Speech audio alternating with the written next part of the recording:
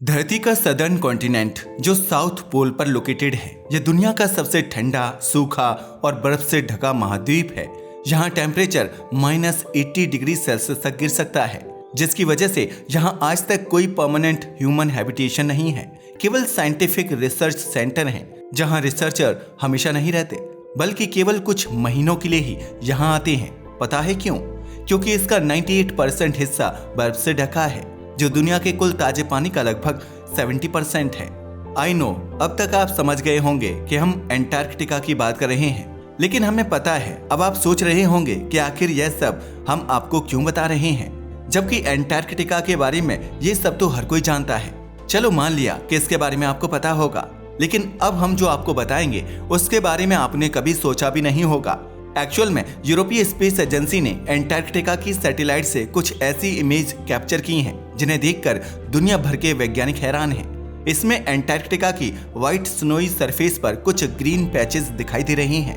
केवल इतना ही नहीं, लगातार बढ़ते जा रहे इन ग्रीन पैचेस को तबाही का कारण बताया जा रहा है। लेकिन ये आखिर है क्या? आइए डिटेल्स में जानते हैं। एंटार्कटिका की ग्रीन पैचेस वाली यह इमेज यूरोप की एक स्पेस एजेंसी ने रिलीज की है, जिसे सैटेलाइट की हेल्प से कैप्चर किया गया है, जिसमें साफ दिखाई दे रहा है कि एंटार्कटिका की व्हाइट सरफेस पर ग्रीन ग्रीन पैचेस बने हुए हैं। अगर यह आज से कुछ दशकों पहले की बात होती तो शायद कभी पता भी नहीं चलता कि एंटार्कटिका में चल क्या रहा है। मगर अब क्योंकि आज हमारे पास एक डेवलप्ड टेक्नोलॉजी है, इसलिए एंटार्कटिका में क्या हो रहा है यह सब देखना हमारे लिए आसान है। लेकिन आज से कुछ सदियों पहले ऐसा नहीं था। आज हमने भले ही अर्थ के ऊपर, नीचे, पानी के अंदर, उसके बाहर हजारों मिस्ट्रीज को सुलझा लिया हो, लेकिन 10वीं सदी के समय ऐसा नहीं था। मगर तब भी एंटार्कटिका एक पहेली था। वैसे हम आपको बताते चले, आज जो एंटार्कटिका दूर दूर तक बर्फ से ढका हुआ है, आज से 100 मिलियन साल पहले वो ऐसा नहीं था। जहां आज एंटार्कटिका में बर्फ के अलावा कुछ नहीं मिलता, वहीं आज से 100 मिलियन साल पहले हरे भरे जंगल, जीव जंतु और पेड़ पौधे हुआ करते थे। उस टाइम के इस वर्ल्ड को ग्रीन अर्थ कहा जाता था। तब क्लाइमेट भी बहुत अलग थी, वेदर गर्म रहता था, साथ ही पृथ्वी के पोल्स पर बर्फ दूर दूर तक भी नहीं थी। अब आप एंटार्कटिका के बारे में इमेजिन कर सकते हैं, यानी कि आज सफेद दिखने वाला एंटार्कटिका एक बहुत बड़ा जंगल दिखता था, जिसमें घने पेड़ पौधे और फल फूल उगते थे।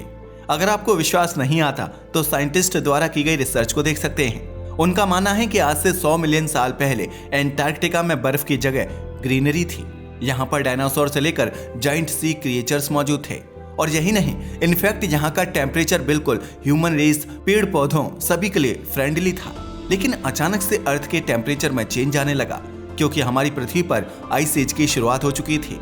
आज से 34 मिलियन साल पहले टेम्परेचर में आई इस चेंज से एंटार्कटिका धीरे धीरे ठंडा होने लगा। और कब यह हरा भरा कॉन्टिनेंट सफेद बर्फ की चादर में बदल गया, किसी को पता भी नहीं लगा। एंटार्कटिका में मौजूद जीव जंतु और पेड़ पौधे सभी बर्फ की चादर के नीचे दबकर रह गए हैं, जिससे प्रेजेंट वाला एंटार्कटिका हमारे सामने है। एक ऐसा एंटार्कटिका जहाँ पर दूर दूर तक जीवन का नाम और निशान नहीं है। कभी एवरेज टेम्परेचर वाला यह एंटार्कटिका आज दुनिया का सबसे कोल्ड कॉन्टिनेंट बन गया है। इनफैक्ट एंटार्कटिका कब एक बर्फीला कॉन्टिनेंट बन गया है, इस बात का सालों तक तो हमें पता ही नहीं चला। फिर 1820 में कुछ ऐसा हुआ कि इस सफेद कॉन्टिनेंट पर दुनिया की नजर पड़ी। दरअसल 1820 में रशियन एक्सप्लोरर फेबियन गॉटलिब ने पहली बार एंटार्कटिका को देखा। एक ऐसे एंटार्कटिका को जो देखने में बिल्कुल सफेद था, यानी कि यहाँ पर बर्फ जमी हुई थी। जब पहली बार उनकी एंटार्कटिका पर नजर पड़ी तो उन्हें ऐसा लगा कि वह एक सेकंड वर्ल्ड को देख रहे हैं, जहां पर दूर दूर तक इंसान है ही नहीं, न यहाँ पर पेड़ पौधे हैं और न ही जीवन। एंटार्कटिका के बारे में 1820 में फेबियन गॉटलिब को थोड़ा अजीब लगा होगा, यह देखने में भी स्करी लगा होगा। लेकिन एंटार्कटिका जैसा भी है, उसका सेम एज इट इज रहना हमारे लिए बहुत जरूरी है। एंटार्कटिका में हुए माइनर चेंज भी हमारी अर्थ के लिए डेंजरस हो सकते हैं। आज जिस तरह से ग्लोबल वार्मिंग की वजह से टेम्परेचर इंक्रीज हो रहा है, एंटार्कटिका की बर्फ भी पिघल रही है। इस थोड़ी सी बर्फ के पिघलने से ह्यूमन पर बहुत बुरा असर पड़ रहा है। दुनिया के कुछ शहरों में टेम्परेचर 50 डिग्री को क्रॉस कर गया है। इतनी हाई टेम्परेचर में मानव का सरवाइव करना बहुत डिफिकल्ट है। लेकिन अगर ग्लोबल वार्मिंग यहाँ पर नहीं रुकती तो यह टेम्परेचर और भी ज्यादा बढ़ जाएगा और आज बर्फ से ढका हुआ हमारा एंटार्कटिका बहते समुद्र की तरह लगने लगेगा। इसलिए ग्लोबल वार्मिंग को रोकने का पूरी दुनिया ट्राई कर रही है। अभी तक तो हम ग्लोबल वार्मिंग को ही एक ट्रबल की तरह कंसीडर कर रहे थे, मगर जब यूरोपीय स्पेस एजेंसी ने एंटार्क्टिका की सैटेलाइट से ली गई इन इमेजेस में ग्रीन पैचेस को देखा तो एक और मुसीबत हमारे सामने आ गई, जो शायद ग्लोबल वार्मिंग से भी ज्यादा बड़ी है। एंटार्क्टिका के लिए यह ग्रीन पैचेस जमीन से 100 फीट ऊपर है, क्योंकि इसके नीचे तो बर्फ ही है। लेकिन सवाल ये उठता है कि जहां पर पौधों के लिए मिट्टी नहीं है, वहां पर यह ग्रीन पैचेस कहां से आए? एक्चुअल में एंटार्क्टिका का एनवायरनमेंट ऐसा नहीं है कि वहां पर पेड़ पौधे सरवाइव कर सके, इसलिए इस इमेज ने सोशल मीडिया और साइंटिस्ट कम्युनिटी में तहलका मचा रखा है। नेचर जर्नल में पब्लिश्ड एक आर्टिकल में इन ग्रीन पैचेस को ग्रीन स्नो एल्गी का नाम दिया गया है। साइंटिस्ट इस पर रिसर्च कर रहे हैं। उन्होंने इमेज में दिखाई देने वाले इन सभी पैचेस को एक साथ मिलाकर एक मैप डेवलप किया है, जिनकी डीप रिसर्च से पता चला है कि ये ग्रीन पैचेस एंटार्क्टिका की कोस्ट लाइन पर ज्यादा हैं, यानी कि उन जगहों पर जहां पर सी बर्ड्स, पेंगुइन, सी सेल्स और दूसरे सी एनिमल की कॉलोनी है। साइंटिस्ट ने ग्रीन पैचेस का जो मैप बनाया है उसका टोटल एरिया 1.9 स्क्वायर किलोमीटर तक पहुंच गया है। लेकिन सवाल ये आता है कि आखिर एंटार्क्टिका की इतनी मोटी बर्फ पर यह ग्रीन पैचेस बने कैसे? तो इस बात को लेकर यूनिवर्सिटी ऑफ कैम्ब्रिज के द्वारा एंटार्क्टिका में सर्वे किया गया, जिसमें साइंटिस्ट्स का कहना है कि एंटार्क्टिका की बर्फ पर इन ग्रीन पैचेस के बनने के पीछे माइक्रोस्कोपिक एल्गी रिस्पॉन्सिबल है। और इमेज में हमें जो ग्रीन पैचेस दिखाई दे रहे हैं वह इन माइक्रोस्कोपिक एल्गी के लार्ज स्केल पर बनने की वजह से ही दिख रहे हैं। हालांकि वैसे तो एंटार्क्टिका पर यह माइक्रोस्कोपिक एल्गी बहुत पहले से मौजूद है, लेकिन लास्ट 35 ईयर में इनकी ग्रोथ बहुत स्पीड से बढ़ी है, इसलिए यह इमेज में साफ दिखाई दे रही है। लेकिन 35 सालों में ऐसा क्या हुआ कि यह माइक्रोस्कोपिक एल्गी लार्ज स्केल पर डेवलप हुई है? तो बताते चले कि साइंटिस्ट इसके पीछे का कारण ग्लोबल वार्मिंग को बता रहे हैं। जी हाँ, इन ग्रीन पैचेस के पीछे ग्लोबल वार्मिंग ही रिस्पॉन्सिबल है। इसे आप थोड़ा सिंपल वे में भी समझ सकते हो। जैसे जैसे ग्लोबल वार्मिंग बढ़ रही है तो पूरी दुनिया का टेम्परेचर इंक्रीज हो रहा है। इस बढ़ते टेम्परेचर की वजह से एंटार्क्टिका की बर्फ तेजी से पिघल रही है, और तो और एंटार्क्टिका में कहीं कहीं पर बर्फ पिघलकर पानी बन गया है, जिससे छोटे छोटे वाटर पॉकेट बन गए हैं। अब जैसा कि हमने आपको बताया कि एंटार्क्टिका की कोस्ट लाइन पर कुछ सी एनिमल्स, पेंगुइन और सी सेल्स मौजूद हैं। ये सभी नाइट्रोजन, फास्फोरस और सल्फर जैसे वेस्ट छोड़ते हैं, जो न्यूट्रिएंट वेस्ट के कांटेक्ट में आने पर फर्टिलाइजर की तरह काम करते हैं, जो इन छोटी वाटर पॉकेट में ग्रीन माइक्रोस्कोपिक एल्गी को प्रोड्यूस करता है। और यही वजह है कि हमें 60% ग्रीन स्नो एल्गी ब्लूम तो सी बर्ड और पेंगुइन कॉलोनी के 5 किलोमीटर के अंदर ही देखने को मिलती है।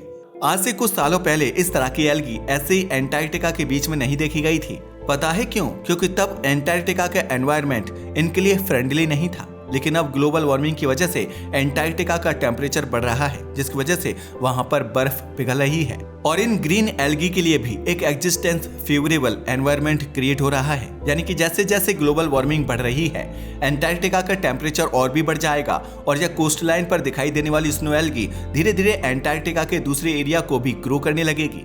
एंटार्क्टिका का इस तरह से ग्रीन होना आपको अच्छा लग रहा होगा, लेकिन यह अच्छी खबर बिल्कुल भी नहीं है, क्योंकि एंटार्क्टिका की बढ़ती या ग्रीनरी हमारी वर्ल्ड के लिए श्राप साबित हो सकती है। एंटार्क्टिका फिलहाल जैसा है वैसा ही हमें चाहिए, हमें इसकी ऐसे ही जरूरत है, क्योंकि अगर एंटार्क्टिका की बर्फ इस ग्रीनरी में बदल गई तो यह ह्यूमन रेस के लिए डिस्ट्रक्शन का कारण हो सकती है। क्योंकि आज एंटार्क्टिका की केवल कोस्ट लाइन पर ही हमें कुछ सी एनिमल्स और पेंगुइन देखने को मिलते हैं, लेकिन अगर इसका टेम्परेचर बढ़ गया तो यहाँ पर ह्यूमन का रहना भी आसान हो जाएगा। लेकिन हमें इसकी कॉस्ट महंगी पड़ सकती है, क्योंकि एंटार्क्टिका कॉन्टिनेंट सी लेवल से 2500 मीटर की ऊंचाई पर है। लेकिन अगर एंटार्क्टिका की ऊंचाई ग्राउंड लेवल से मापी जाए तो यह केवल 500 मीटर ऊंचा है। यानी कि 2000 मीटर मोटी बर्फ एंटार्क्टिका पर जमी हुई है, जो पूरी अर्थ के टेम्परेचर को ठंडा करने में इंपॉर्टेंट रोल प्ले करती है। क्योंकि जब उगते सूर्य की किरणें एंटार्क्टिका के नॉर्थ पोल पर पड़ती हैं, तो एंटार्क्टिका की सरफेस पर मौजूद स्नो मोस्टली सनरेज को रिफ्लेक्ट करती है, जिससे दो बेनिफिट मिलते हैं। एक तो एंटार्क्टिका ठंडा रहता है, और दूसरा ओवरऑल पृथ्वी का एनवायरनमेंट ठंडा बना रहता है, क्योंकि यह ज्यादा सनरेज को ऑब्जर्व नहीं करने देता, लेकिन यह रिफ्लेक्शन की वजह से होता है। अगर एंटार्क्टिका पर इन फ्यूचर यह ग्रीन स्नो एल्गी फ्लरिश होने लगी तो यह रिफ्लेक्शन भी खत्म हो जाएगा, क्योंकि एंटार्क्टिका की सरफेस पर जो ग्रीन पैचेस बने हैं, इन फ्यूचर अगर यह ग्रीन पैचेस बढ़ जाते हैं तो ग्रीन कलर सनराइज को ऑब्जर्व करेगा और इसके नीचे जमी हुई बर्फ पिघलने लगेगी, जिससे सी लेवल इंक्रीज होगा। साइंटिस्ट द्वारा की गई रिसर्च से पता चला है कि अंटार्कटिका और नॉर्थ पोल्स पर इतनी ज्यादा बर्फ जमी हुई है कि उसके मेल्ट होने से सी लेवल 210 फीट तक इंक्रीज हो जाएगा, जिसका डायरेक्ट इफेक्ट हम ह्यूमंस पर पड़ेगा। अंटार्कटिका की आइस मेल्ट होने से ग्लोबल एवरेज टेम्परेचर 18 से लेकर 20 डिग्री सेल्सियस तक पहुंच जाएगा। केवल इतना ही नहीं, इस कंडीशन से इक्वेटर इनहेबिटेबल हो सकते हैं। सी लेवल बढ़ने से आसपास के शहर यहाँ तक कि पूरे देश के पानी में डूबने की भी पॉसिबिलिटी बढ़ जाएगी। ओवरऑल आप कह सकते हैं कि आज का व्हाइट अंटार्कटिका ही हमारे लिए बेनिफिशियल है। ग्रीन अंटार्कटिका की हमें भारी कीमत चुकानी पड़ सकती है। वैसे आप क्या चाहते हैं, क्या अंटार्कटिका ग्रीन हो जाए या यह बर्फ से ढका हुआ ही आपको अच्छा लगता है? हमें अपनी राय कमेंट करके जरूर बताइएगा। साथ ही अगर आपको हमारी वीडियो पसंद आई हो तो इसे लाइक करके चैनल को सब्सक्राइब करना ना भूलें। धन्यवाद।